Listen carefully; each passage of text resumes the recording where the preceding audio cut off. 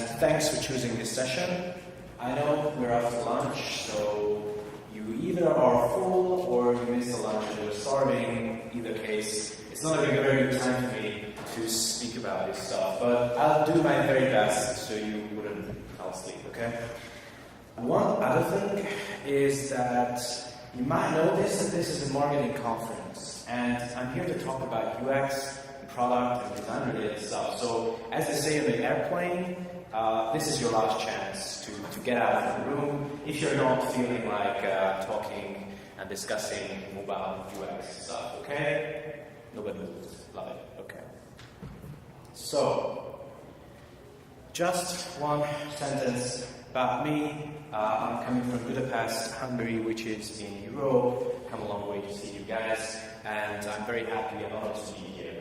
I run my own digital agency called WebAppShrek in Hungary. We create web applications, mobile applications. The latter one would be of interest in this talk.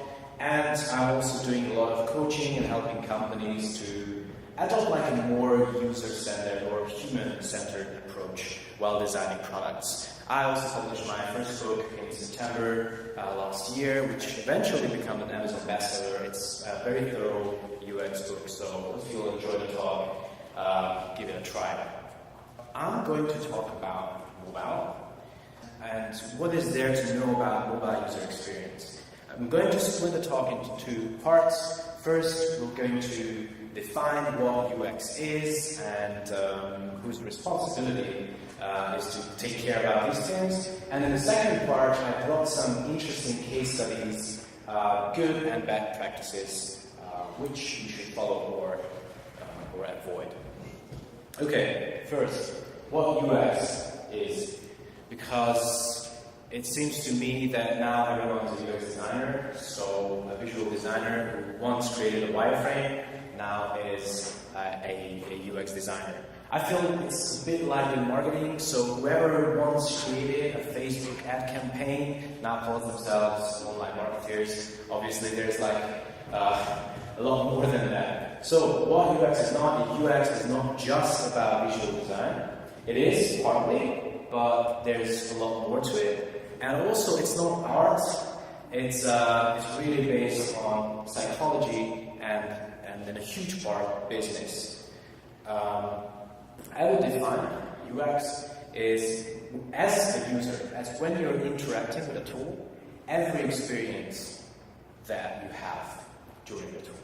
And it might sound like nitpicking, but it really isn't, because I brought you here some interesting facts that what affects UX. For example, obviously design, how it looks, how the process is broken down, and all that goodness. That's design.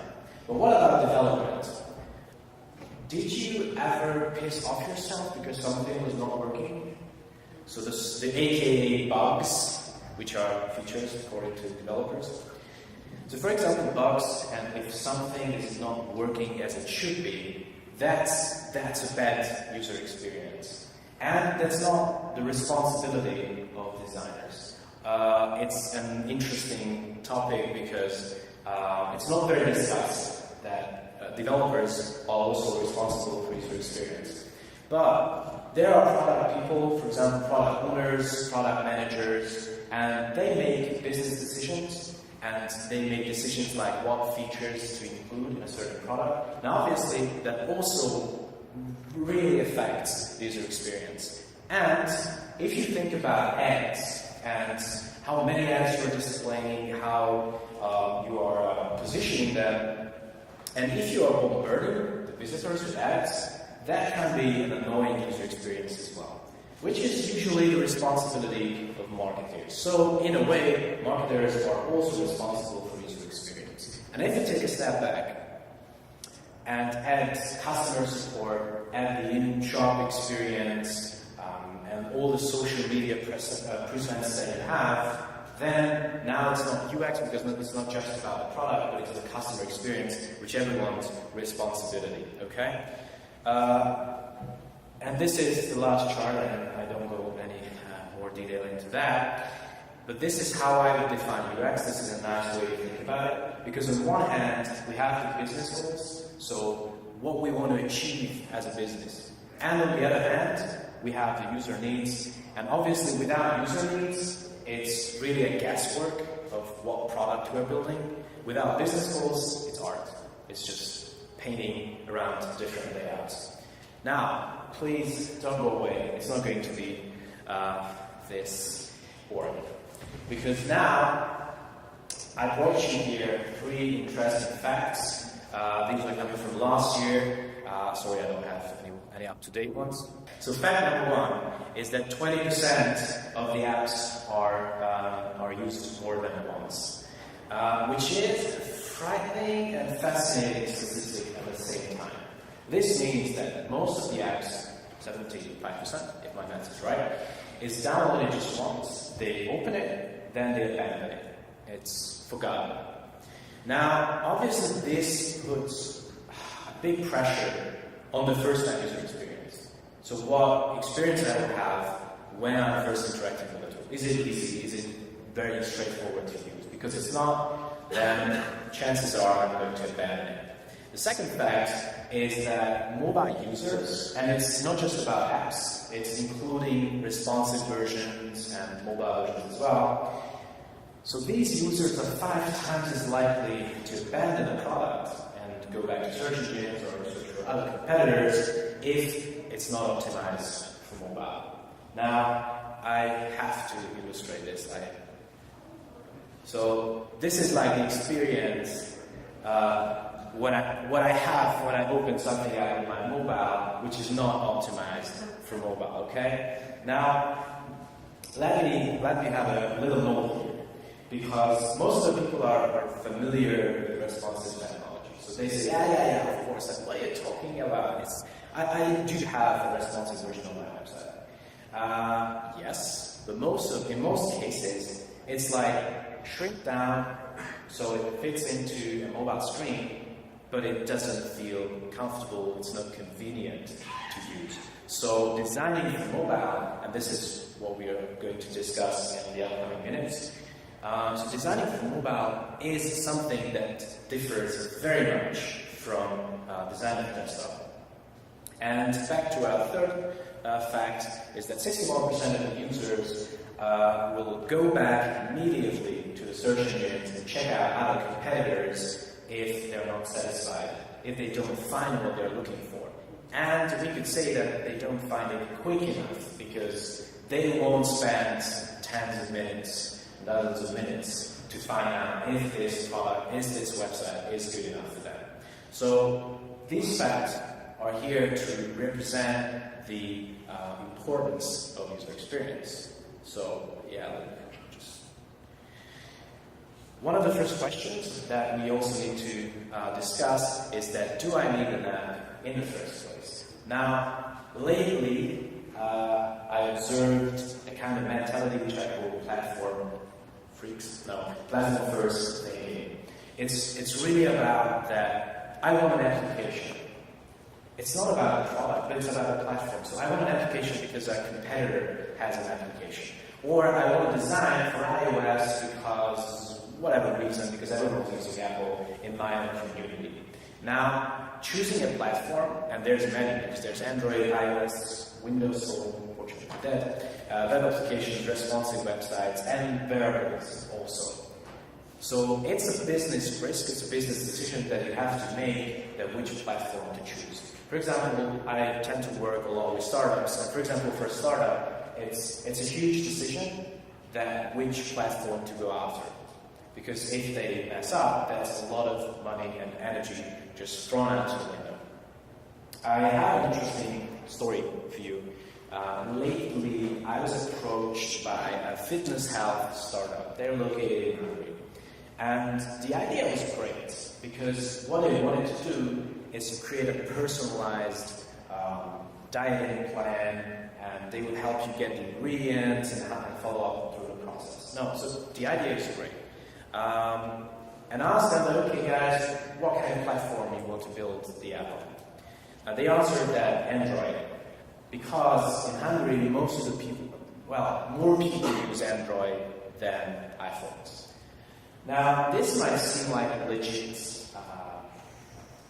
thing, but what we really want to be sure about is that our target users are early adopters, if you will. So the ones who will use the app once it's out in the App Store and they will download and pay for it, what platforms they are using, okay? So the next question was, how do you want to monetize the application? The answer was subscription, which is cool because obviously there's your credit card and they charge you in each month until you die or cancel the subscription. Now, it's a wise decision on the business end because it's constant cash flow, so it's great. But it really affects the platform. Because if you compare Android and iOS, especially in Hungary, because we have to narrow down to like a geographic area, iOS users, since they spend more on the devices and it's more in the ecosystem of Apple to pay for subscriptions. Because if you're an Apple user, you tend to pay for iCloud storage, for Apple Music, and a lot more. So this already leans toward to iOS. But we went further and asked that, okay, so who would be the best users at first? And the definition of an early adopter in this case would be somebody who is already paying for applications like this, so health, fitness, because we don't want the mainstream users, we want to find the users who are really looking for the solution. And in this case, we find out that the people who are already using and trying applications like this and paying for a subscription-based model, they're like 80% Apple users. My next task here is to discuss and walk you through the differences between designing for mobile and desktop. And this would shed light that why most of the responsive versions and most of the mobile versions are not very optimized for mobile, okay? So the first thing that one examine is how do you interact with the screen. Obviously on desktop you have your mouse, which means that you have a left click, a mouse / touchpad. So it's really just one kind of interaction. Maybe you have drag and drop. But on mobile, you use your fingers, it's a lot less precise, which means that we have to make the elements bigger so it's easy and safe to tap on. On mobile devices, the screen size is obviously one of the big limitations compared to desktop because we have a lot less space to work with. Now, this means that we have to prioritize that we want to show on the screen. If there's like a bigger process or like a larger layout, we have to break it down into smaller, feasible chunks. Now, one good thing about mobile are gestures, like pinching and swiping and whatnot, even 3D touch, which adds more layers to the touch in certain iPhones, which are good, and I encourage you to work with gestures. However, word of caution, users have to know that those gestures are there, and they have to know how to use them. Because if they don't know it, for example, you ask your grandma to do the swipe thing, it won't work. And that could be a usability issue. Now, another interesting one is the keyboard. Obviously, if you have a laptop, if you have a desktop computer, the keyboard is always there.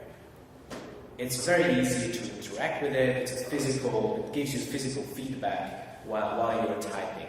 Now, mobile, the keyboard is not visible, it's not present at all times. It will appear if you interact with an input field. Now, this means, for us designers, that we have to be aware that the keyboard will appear and take up most of the screen space, that's safe to say.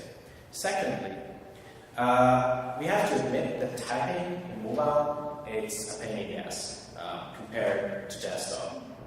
So we have to limit the amount of information that we are asking for. And also we have to be aware that the users are more likely to make mistakes and typing errors while interacting with our product. Obviously we have voice control, which is more likely to use on mobile devices, which is a cool thing.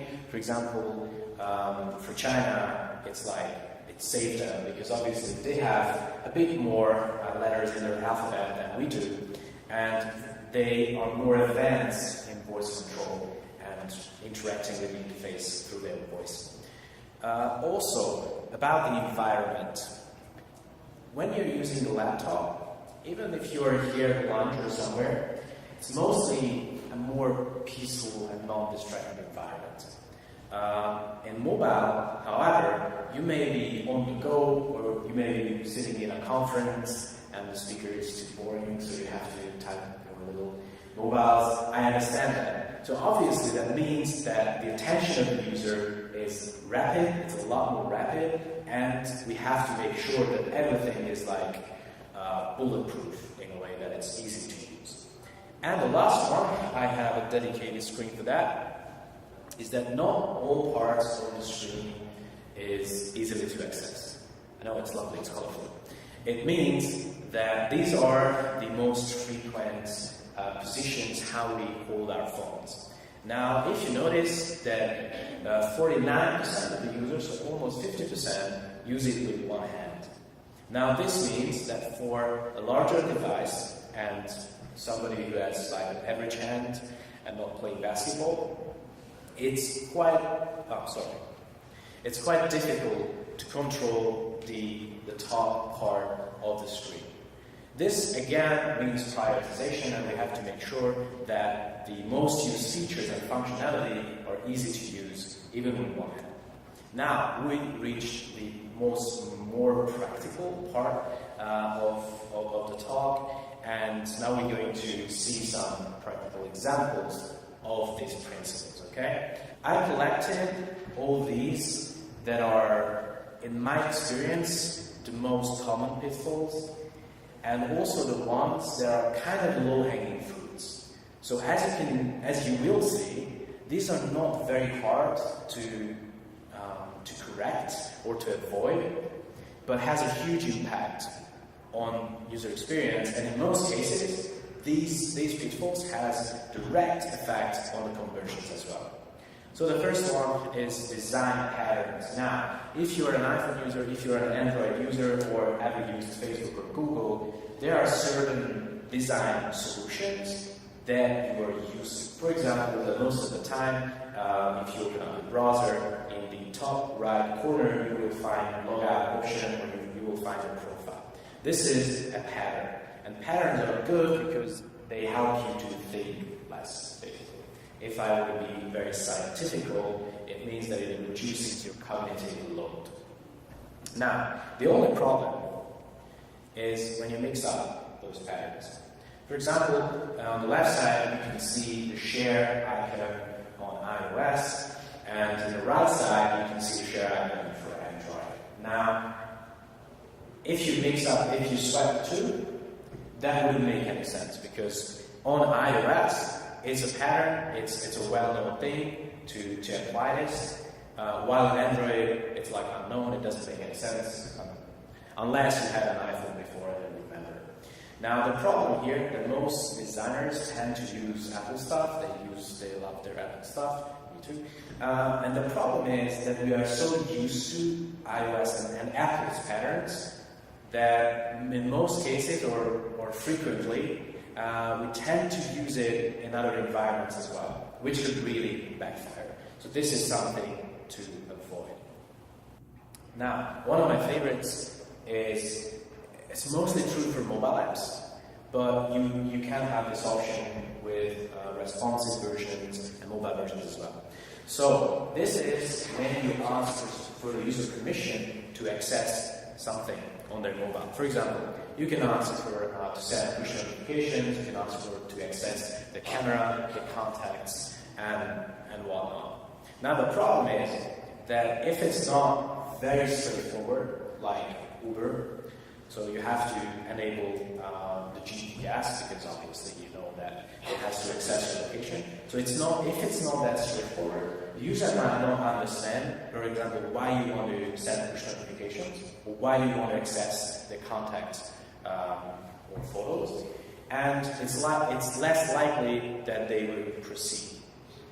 So as you can see, this is the default permission screen on iOS, and this is something that it's not enough, because we have to educate the users that why it's good to you to enable the permission, what you will gain by that.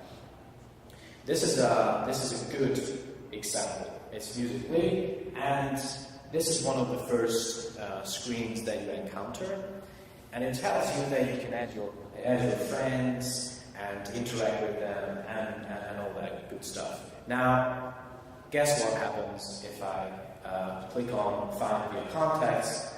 Of course, I get the permission screen. Now, this way, two things happen. One is, now I know why it's good for me to enable the contacts. Otherwise, it would be creepy. Because if I just fire up an application and it's asks for my contacts right away, and I don't know why it's good for me and why do you want to have my contacts, I would just immediately click no. So this is, we educated the users in this case. And secondly, we, as a user, already said yes one time. So the next time, I'm more likely to say yes again. It's a great little psychological trick. Another good example, it's an interesting concept. You sign up through like a chatbot, and you have to enable the sync to Apple Health. Now, it's a bit more tricky than enabling your camera, for example, because it takes you to another app, and you have to toggle on all the things that you want to share in the app. So in this case, it's in real life, it's animated and shows you all the steps that you have to make. So they make it very easy and straightforward. They make sure that you enable the sync and try to educate you instead of just saying that go to Apple Health and find it out on your own. Alright, okay, sign up and login problems. Now this is again very frequent. Sorry, it might not be the most sexiest problem or screen error, but this is something that I see very often in my practice. Now the problem is that here in this screen you don't really know that, for example, let's sign up or sign in. So the email and password, okay, what it refers to, sign in or the login. And what that login with Facebook has to do at the bottom. Now, with social signups, my problem is that people keep adding social authentication into the apps. Because they like, why not? Make it convenient for the user. So let's add Facebook, Google, Twitter, LinkedIn, whatever account you might have on the web. Now, after a while, it can backfire. Let me introduce you to a British scientist called William Edmund Hicks. And Hicks' law is about the more options you give to the users, the time needed to make a decision increases exponentially. So in this case, the more options we give to the users, the more time it will take them to figure out in which way to go to. And in most cases, when I start to discuss this problem, people go like, no, of course they know what to do. If they log in with Facebook, they will choose Facebook. My recommendation is that run a usability test, see how the users are interacting with the tool, and you will see that it's pretty difficult after a while to choose from the lot of options that you offer. For example, if I have Facebook installed on my phone, then it's easier to make the authentication. But if I don't have Facebook the app up and running, it's again more pain in the ass to go to the browser and log in. And let's not discuss what happens if I forget how I signed up to use the tool. So let's clean up the screen very easily. The first things first is we have to be always very straightforward that now go to the login or go to the sign up or even register or whatever. It's worthwhile to work on the copy. So I have an account, I'm a registered user. All these little pieces of copy make a huge impact on the user experience. Now, this is one of the low aesthetic proofs. It's like, it couldn't be any lower. I zoom in a bit, and the third input, you couldn't tell because there are other mistakes as well, but it's a phone number. It should be a phone number. Now, the problem is that I have my keyboard, but it doesn't show me numbers, instead just regular letters.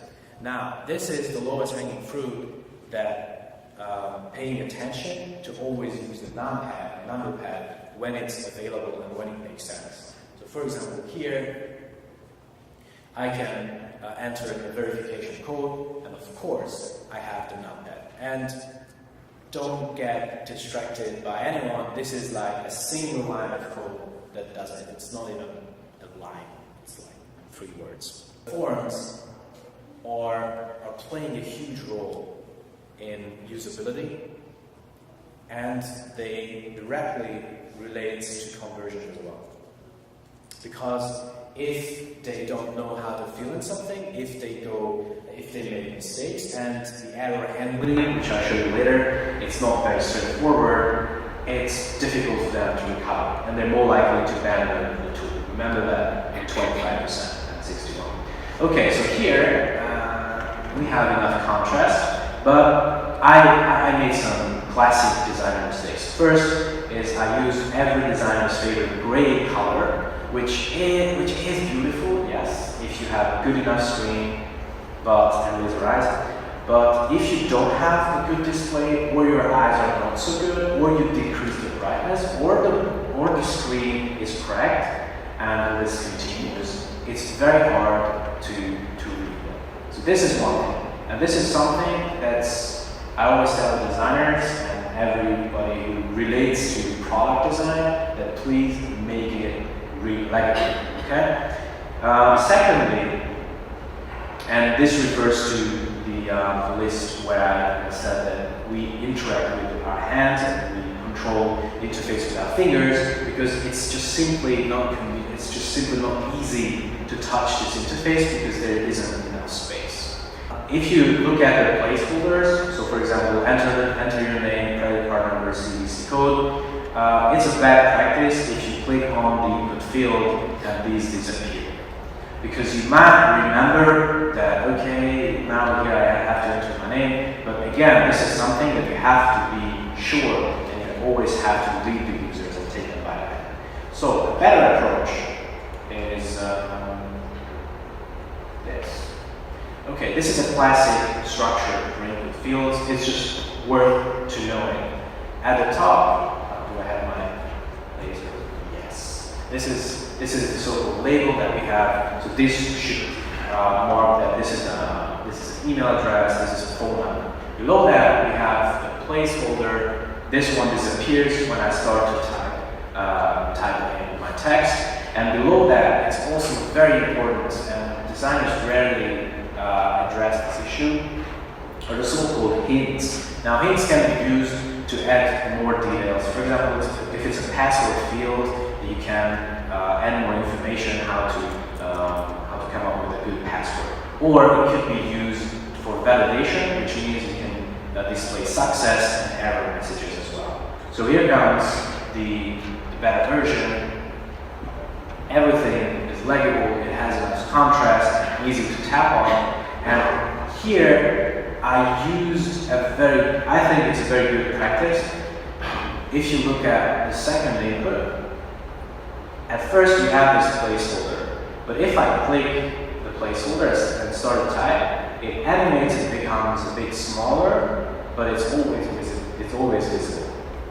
Now, the reason why it's a good practice is because it makes the screen less cluttered, so you don't have to display all the labels, all the placeholders at all times, but it's still, when you interact with it, it's still very easy to use.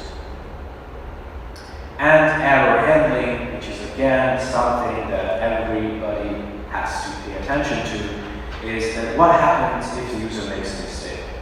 Now, you would be surprised, but for example, when I'm working with e-commerce products, just focusing on the error handling is like a gold mine for optimizing the overall conversion.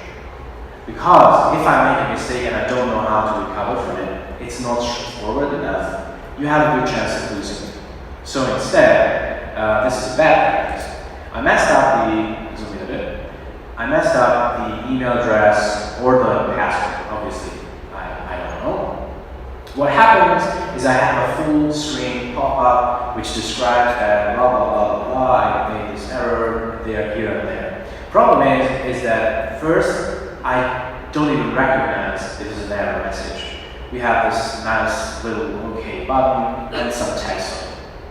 The second problem is I don't see the place where I made the mistake. It makes it a lot harder for me to recover from my mistake. So instead, we use the so-called inline error handling, and zoom in again, which means that I indicate clearly so you immediately know that, oh, something went wrong. And also, I have a clear microcopy that helps them to understand that what's going on.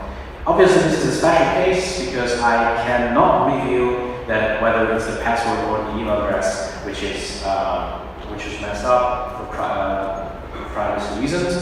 But most of the cases, this kind of inline error handling is just a huge improvement to the product. And lastly, okay, I'm really interested in this. Who knows what anti-states are? Raise your hands, please. Ah, okay, it's gonna be fun. So when the anti-states are, it's not a peaceful.